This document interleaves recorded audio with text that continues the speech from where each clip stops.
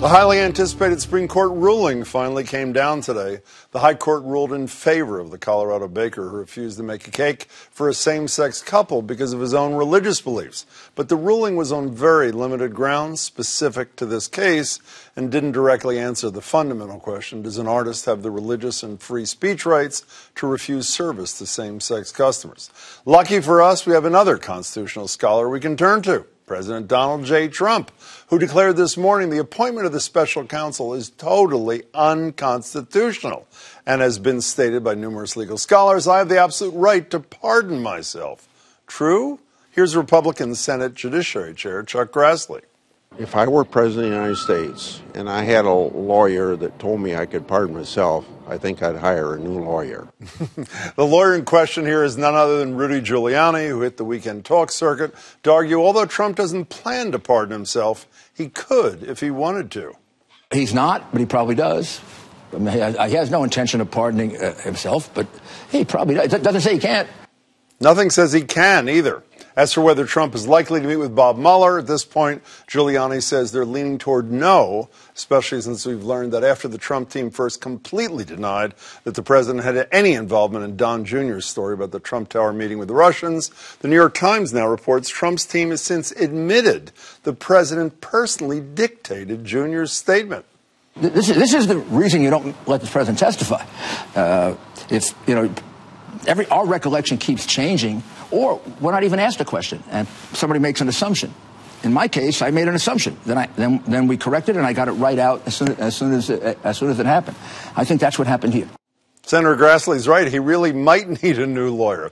At any rate, joining me on this and other D.C. issues of the day is the U.S. Congresswoman representing the 5th District, Katherine Clark. Representative, it's great to see you. Thanks so much for being here. Good to see you. So I know you don't speak for the Republican Party, but I'm going to ask anyway. Do any of your Republican colleagues care when the president says he can't obstruct justice, he can pardon himself? He did actually dictate that statement after having said that he... Do any of them... Does this bother any of them? I certainly hope it does, but they show no sign that any of this bothers them.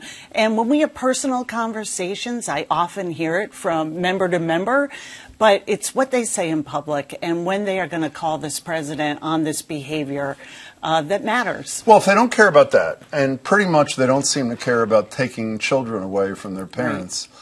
At the border, why should anybody assume that if Bob Mueller later this summer, next year, comes out with a scathing report about the president and some of his allies, that Republicans are going to care about that either? Well, that's why I am working so hard for the midterms, because we have to make sure that we have new leadership in the House in Washington that will care. And we're not going to say what the outcome of this investigation will be or what may follow from it, but we have to have a receptive audience, whatever that outcome may be. And frankly, these Republicans have shown us over and over again that they are not going to hold the president accountable, that they are not going to be working for American families on a host of issues.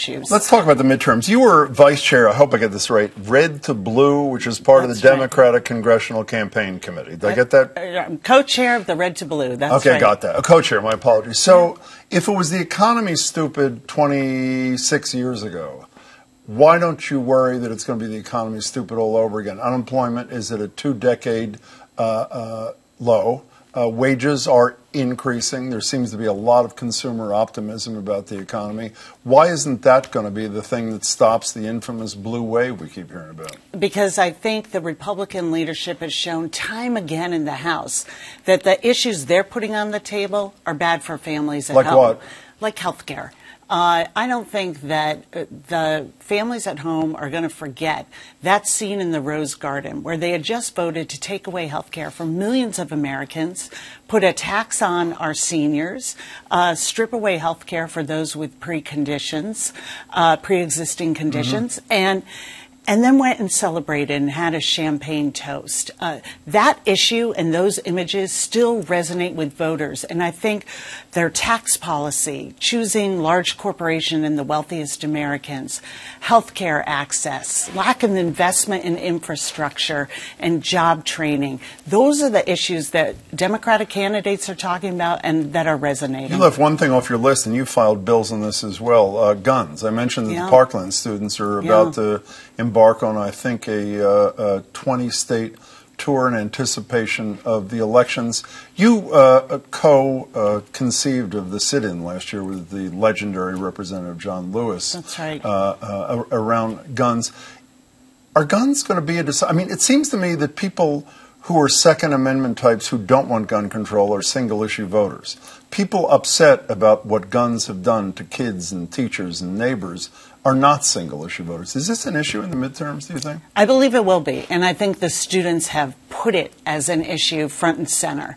You know, my son just graduated from high school this past weekend, and we were excited and celebrating and proud of him, but I couldn't help but think about those families in Santa Fe and Parkland who will never have another celebration, another milestone. And I think the American public gets this. They understand this isn't about undoing the Second Amendment, taking guns away. This is helping families send their kids to school without fear. Are you nervous when in the wake of Parkland or Santa Fe, do you get nervous? Of course. Having your kid leave when you know, a couple of months ago, we were in the movie theater as a family, and the film actually stopped.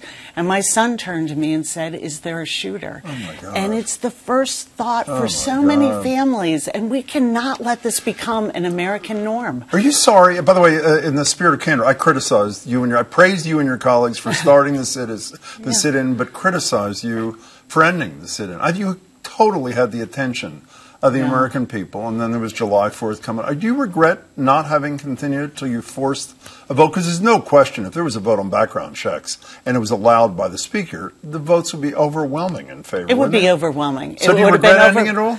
Well, I think what it did was expose the Republicans for what they are. They're afraid to bring these issues to the floor because they're so beholden to the gun lobby. Because you're absolutely right. We have bipartisan bills that would have common sense solutions like universal background checks, closing the gun show loophole, banning bump stocks. These are widely supported across political ideologies, but they won't bring them to the floor. You know, the other thing that's dominated politics other than guns is this Me Too movement. Record numbers of women are running. I know that makes you very happy. It does. In the wake, though, of the Me Too movement, there's been a re-examination of the former President of the United States, Bill Clinton. Bill Clinton was on the Today Show, I think, in the last 24 hours saying, "I'm not going to apologize to Monica Lewinsky." He used to be in huge demand when people like you ran for re-election. Is he in 2018? Should he be in 2018 in light of the new consciousness in this country? You know, I think we're undergoing a long overdue examination of people like President Clinton, entertainment figures, other politicians and members of Congress, and the boss down the hall. And it's about time. And I think we're not only seeing women running because of the Me Too movement, but we're seeing them winning because Americans are hungry for people who are viewed as outsiders, who are viewed as going to be able to shake up the status quo, and are looking for that authenticity. And I think that's why so many women are running and why so many women are doing so well, as we're seeing in primaries. The numbers in a second. If Bill Clinton offered to help you in your race, and I want to come to your district and campaign with you, would you say yes or no?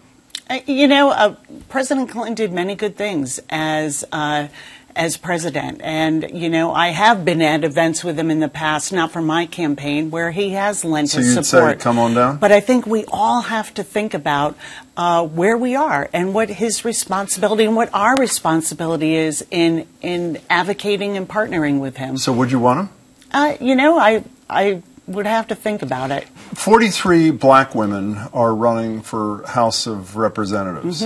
Only one of them has been endorsed by the parent organization of your Red to Blue, the DCCC. Does that concern you? What we're seeing are women of color running in record numbers, and as the co-chair of the Red to Blue, we're supporting women of color in record numbers. So I am incredibly heartened to see that. And, you know, it really depends. Our focus are on certain districts with lots of criteria. But I think the more women that run, the more people of color that run, the better our democracy is going to be. Are the Democrats going to win the House in your estimation? Not your hope, but your belief based upon hard data that I'm sure you have? I think if we keep working, you know, I get nervous when we talk about blue waves. These are going to be a series of very close races, and we have to keep working, but there is a definite path. One last thing that I want to ask you because you're concerned. I was stunned by this poll I mentioned to you right before we went on the air. Gallup looked at every president since World War II, Democrat or Republican, and 500 days in. And other than George W. Bush immediately after 9/11, the highest approval rating in his own party of any president since World War II is this president. One, how do you explain it? And two, does it not make you nervous that he has so brilliantly solidified his base? You know, I have no explanation, really, for that, except to say that we have to speak to the issues that families are concerned about.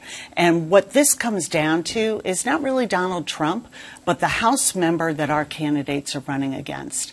And are they going to put the issues that families are concerned about? Do they have a good job? Can their kids afford to stay where they grew up?